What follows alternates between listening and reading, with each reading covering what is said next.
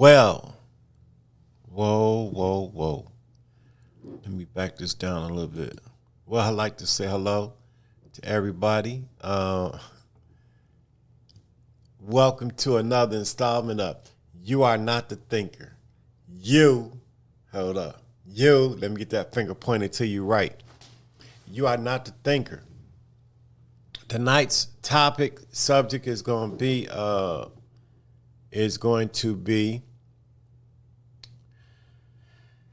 step 3. We made a decision to turn our will and our lives over to the care of God as we understood him. And this step right here is a step of honesty, and it's about being honest about what you believe. And like for me, when I came to the program, I was so full of guilt and shame, anger and resentment and fear that and then I wanted two things. I wanted to find a place where I was accepted and also find a place where I could stop using. I could stop drinking. I could stop drugging. And come up out of that type of lifestyle. That's what I really wanted. But my baggage was guilt, shame, resentment, anger, fear, shame, guilt. So coming in, I was full of addiction. Step 1, when it says we admitted that we were powerless over our addiction, that our lives had become unmanageable. When I first heard it, I thought it was talking about drugs. I thought it was talking about alcohol. I thought it was talking about the lifestyle, the club, and all that other stuff, that all those other activities that I was basically tired of, and I knew within myself, well, none of that for me. I was caught up. And then when I heard step 1, when I really heard it, and I'm talking about, it was some time. I think I was like about 5 years coming. I was 5 years coming when it finally made sense. And I heard it from an older member. And I had sponsors. I had a sponsor and everything, and I had a damn good sponsor. I had a couple sponsors. They was cool. It was cool. But you know how you hear something from somebody else and it just makes so much sense? And I had heard Vito from New Jersey. I never will forget. And I didn't have quite 5 years yet. Let me pull that back. I had probably about maybe 3. And a friend of mine, we was on the recovery path together. Shout out to Jahi. He had a tape of Vito from New Jersey. And Vito was going over the steps. And when he got to step 3, let me back up. When he talked about step 1, it made so much sense. And I think the man had about 20 years then, and it was like 1989. So he had 20 years already. But when he said the disease is obsessive thinking and compulsive behavior, and he gave some examples, it just made sense. Or maybe I was just at a point in time where I was just ready to hear that, and then that, what they call today, resonated with me. And he said, the disease is not the drug. The disease, he said, the drug is only a symptom of the disease. And that's what the basic text was saying all the time. He said, the disease is in y'all thinking, which was in your thinking, which I've been hearing since I have been coming to meetings. So right between your ears. And it finally made sense. Then when I went on to step 2, and step 2 says we came to believe that a power greater than ourselves could restore us to sanity, I was on the same I was on the same bandwagon as so many addicts today is. I'm thinking it's talking about God. And a lot of that is because for me, what it was for me is because I had a lot of shame and guilt going on. And then I heard people in the rooms, they were sharing God. So I didn't want to be an outcast. And I was sharing it too. But in the basic text, which was back then was the first edition, it says the disease of addiction is a power greater than ourselves. How could I miss that? Well, let me tell you how I missed it. I'm too busy trying to sound like everybody else. I'm too busy not sharing my own experience, strengths, and hopes. I missed it. And then I slowed down. And when I caught a hold of step 2, when somebody put it to me just like this, they said, step 2 will restore me to sanity in the moment. That I'm not always walking around insane, but it's only when my obsessive thinking and my compulsive behavior kick in the moment that I'm insane. And a part of me never liked to admit insanity anyway, right? I mean, I got a GED. What I'm doing and being insane. I got a job, I make $5 an hour, right? I got an apartment. I got a hoopty. Y'all gonna tell me I want me to a cop to I'm insane? However, what step 1 was saying, we admitted that we were powerless. And what it's talking about is, and what step 1 was telling me to look at any given situation in my life when self-will was in full effect.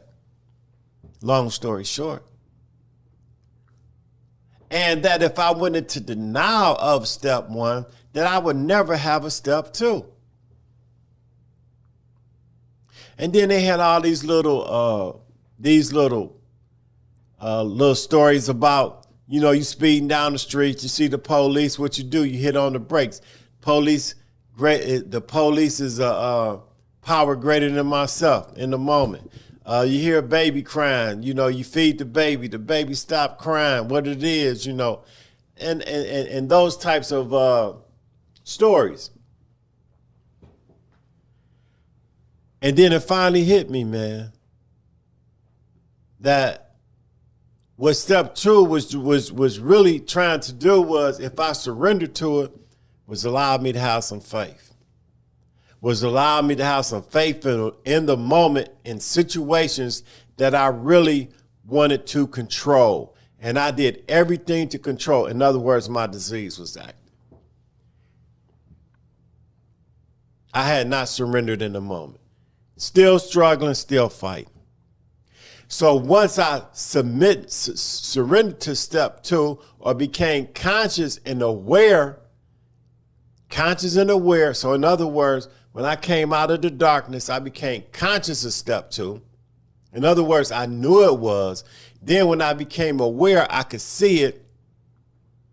And when I became enlightened about step 2, and of course I'm gonna go there, enlightened about step 2, what I saw was different experiences that I had with that step. So I went from an unconscious state to a dark state, to a conscious state, to a state of light or an awakening. Step 11 calls it a spiritual awakening. I became awakened to the step. And then my awareness. And the awareness is what the step through experience was saying to me. And then the enlightenment was the practice. Very simple. So hard, but very simple. But I had to come to that experience I had to come to that conclusion on my own understanding. Because what it was, I was too busy running around, people pleasing, kissing people's asses about these steps, wanting to sound good, number one, and want to sound like somebody else. I done had what? No faith in my damn self, in my own experiences, and my own strengths, and in my own hopes. Because I what? Kissing ass, wanting people to like me, so forth and so forth and so forth. So that being said, when I surrendered to step one and to step two, understanding that when I said I was powerless over my addiction, that my life had become unmanageable, was that in the moment, that was my life. In the moment, I was powerless over my thinking and in my behavior. In the moment when my disease was active. And I saw it. In step two, we came to. Now notice in AA, in that fellowship, they had a pamphlet out a while back, and it was called We Came To, and then it was up under that, it said, We Came to Believe. These is the people that was recovering in the 80s, in the late 80s. I haven't seen that pamphlet around, partly because I don't make a lot of AA meetings. But it said we came to, and what we came to means that we came from the dark place to the light place. We had an awakening. And then it said we came to believe. And it didn't mean God, but because we got God is in a sense is this, and I know a lot of y'all ain't gonna like this, but I don't care. I do, but I don't. We came to believe that a power greater than ourselves, the power greater than ourselves is what restored me to sanity in the moment when I surrendered and submitted to it. That's what that we came to believe was talking about. And then when I came to believe that, it was something that I walked away with, and I came to meetings and I could share about it, or I could share about it with other people, or I wrote about it. It was an experience, or not a experience, but a series of experiences that I had experienced. Very simple. Now let's move on to step three. In step three, it says we made a decision to turn our will and our lives over to the care of God, and it mentions the word God, not a power greater than myself, because there's a distinct difference between the two. One is talking about a soul power, a soul entity. One. And it's called God. The other one is a power greater than it says a power, not the power, a power. And that power is active in the moment. I come from a conscious state, I come from unconscious state to a conscious state to an awareness to an enlightenment. Very, very simple. The steps is so simple, but they just that deep. Up in step three, when it talks about God, remember that guilt and that shame I was talking about that I carry? That guilt, that shame, that anger, that resentment, that fear. Well, what I had to admit personally was I was an agnostic when I showed up in the fellowship. At best, an agnostic. Yeah. But shame and guilt, because of the lifestyle that I led, caused me, and I said caused me, meaning that the shame and the guilt was a power greater than myself. I didn't want to feel rejected.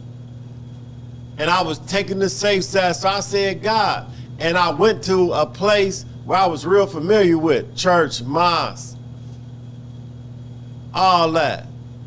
I ain't believing that stuff.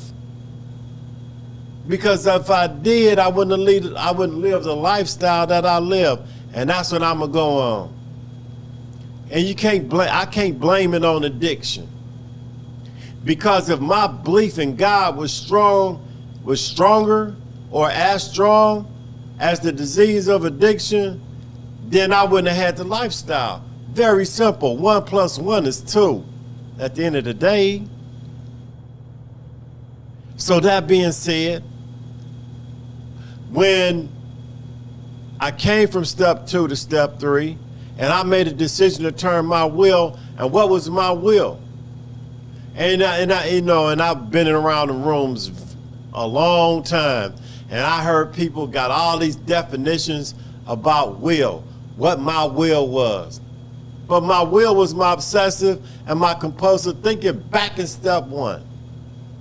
Very simple. I'm working the program. It was the obsessive thinking and the compulsive behavior. That was my will. I took the inventory, and I'm a point to something. In AA, they got in NA, they got the step working guide. In AA, they have several step working guides. 4th step working guides, 1st step working guide, 2nd step working guide, 3rd step working guide. And then these guides, especially in the step 1 guide, you can clearly see your own will, because the questions that I ask are geared to show you how you're thinking, how you're behaving. But to turn around and say that my will is da-da-da-da-da or all that, you need to get honest. So the decision to turn my will and my life over was based on the inventories that I had took in the previous steps. And my will and my life was my obsessive and my compulsive behavior. This is what I'm turning over, because those things was a power greater than myself, and I had to make a decision. So I needed something to center my energy or my spirit. Because remember what? This is a spiritual program of recovery, and spirit signifies energy. So there had to be a central spot, not so much a god of religion or a god of dogma. And the books even tell you that. He said this step is not based on dogma, it's based on what? On what we believe. And that belief comes from experience, things I've already experienced while I was out there. That's what this step is talking about. So long story short, when I make the decision to turn my will and my life over, really, I made a decision to work the program and the fellowship. That's what was the first decision. But because I got so much guilt and shame going on, what people normally do is they'll go back to the dogma.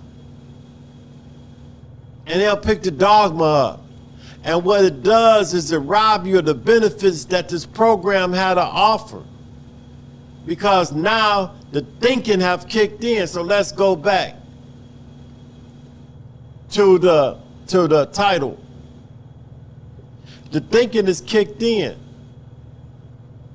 And you think you thinking. And you're not really thinking, because the shame and the guilt is thinking for you. And you go and say, Jesus, Allah, Muhammad, Buddha, all this other stuff. And one thing that the atheists do have, and the agnostic do have, that's admitting that this is what they are, they take a full responsibility for their recovery. That's what they got on most people that take the G word and apply it to their step progression.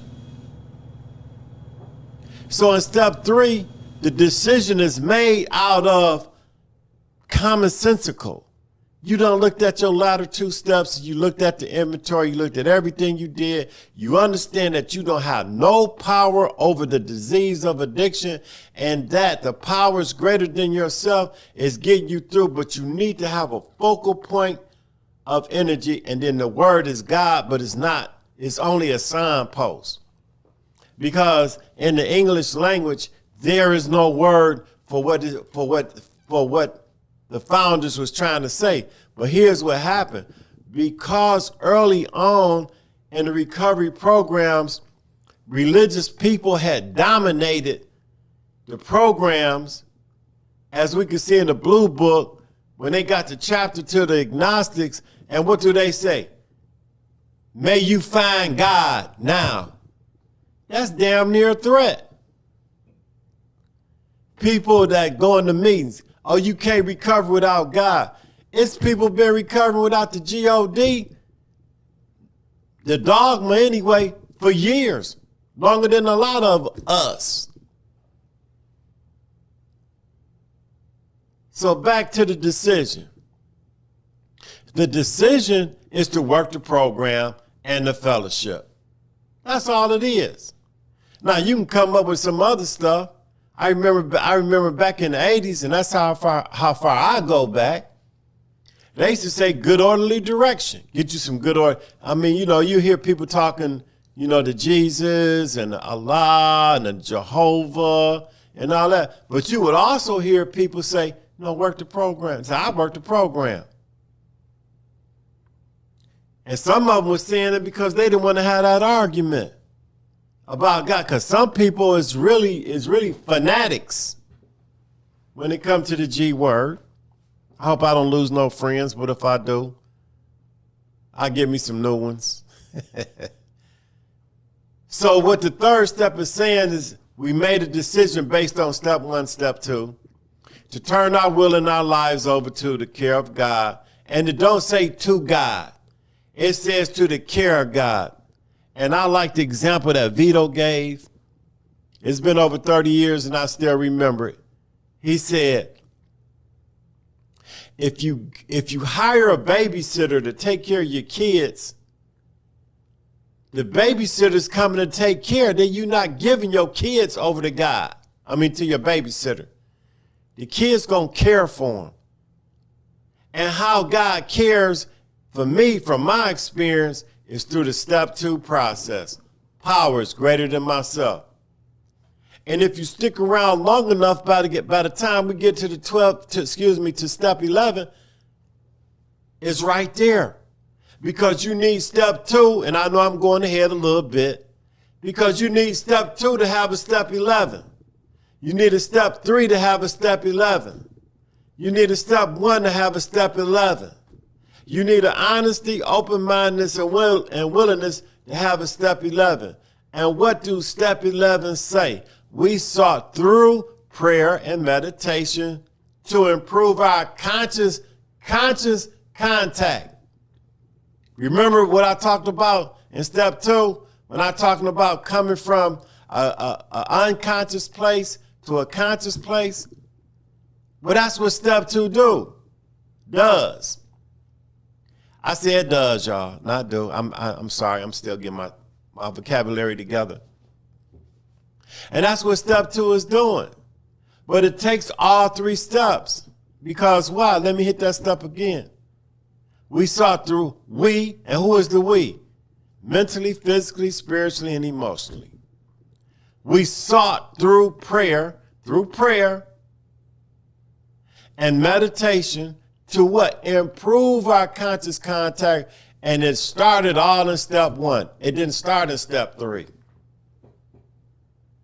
It started in step 1, 2, and then 3. It became a focal point. To improve our conscious contact with God as we understood him. And this is where I think a lot of people go wrong, through the shame and the guilt, the anger, resentment, the fear. Because their power is greater than yourself. And they say God as we understood him. And sometimes people, they go out and they try to find this God. So they go back to the Bible or to the Quran or to wherever it is they go, to their guru. And they come up with some stuff and they come up with understanding based on the stuff that I just talked about, instead of based on the program that you've been working the previous steps on. So they say they have an understanding of God. Well, how can you understand something, number one, you ain't never seen? However, I will admit it's intuitive, if anything. And it's faith, based on faith. So where the agnostic and the atheist get off the boat right here is they be saying, y'all sound like fools. And they'll tell you. They sound crazy over there in NA and AA. And to me, they got a point. They have a point. It's valid. Need to listen to it. Make some of them secular meetings. So long story short, the care of God as we understood him. Praying only for knowledge of his will for us and the power to carry that out. And where's the knowledge of God's will most? Was when I worked the program. But I hear people say this, right? Well, I only work the program in the meetings. Nah. You work the program in any. It says any area, not every, any. And any suggests what area I suggest to you. Any suggests the area that I choose to work the program in. So the area that I choose. Because someday I might want to be a punk. I might want to cut somebody out. I might want to act up like Chuck. So anyway, wrapping this thing up, I ain't trying to stay too long, you know. So understanding that when you're not the thinker, the addiction is thinking for you. And what the steps is designed to do is to help you to observe your own thinking and then separate yourself from the thinking. But that's not to say you're not supposed to, do some common sense stuff like plan and stuff like that. It's not meant for that. The step process is not meant for that. So wrapping this thing up, praying only for knowledge of his will for us and the power to carry that out. And the what? And the power to carry that out. And that out is, okay, let me back up. When it's talking about the power, it's talking about the desire, the will, the intestinal fortitude to carry that. And what is that? That is what's been revealed to you in the moment. Remember, I said recovery happens where? In the moment. And addiction happens in the moment, but they both can't be in the same place. And addiction, check this out, is going to be as strong as your denial and your self-will. So you have to have denial and you have to have a self-will for something in any given situation that you want to go your way. In other words, that you haven't surrendered to. That's what's happening. That's what's happening. When the individual surrenders to the program, they are always in what? In the moment, and they're not thinking. They're in submission. You cannot think in submission. That's why we had that term, surrender to the program. We say surrender to the program. Work the program. No, let the program work you. Don't you work the program. So that being said, I've been on here for almost like 30 minutes. I ain't trying to go on a free ride. I'm going to talk about step 4. Step 4. And how to look at, and how I look at my step 4 and how I do a step 4. And step 4 says what? We took a fearless, hold up. Yeah. We made a searching and fearless. We made a searching and fearless inventory, moral inventory. Oh, wait a minute, I got it right here, hold up. I got my book right here. Hold up, let me find it. Let me find step 4. Step 4, we made a searching and fearless moral inventory of ourselves. Bam. So we're going to talk about that one on my next video. So anyway, you are not the thinker, meaning that when addiction is present, you're not thinking. When your obsessive and compulsive thinking is up, you're not the one thinking. It's the tail wagging the dog, not the dog wagging the tail. Believe that. All right, I'm gonna keep coming back. I'm gonna keep sharing. I'm doing this for myself, and that's all I can tell y'all. You don't have to use no matter what. What I'm giving, what I'm talking about is my take on the steps, you know, through my own experience, my own strengths, and my own hopes. This is what I believe in. That's what I do.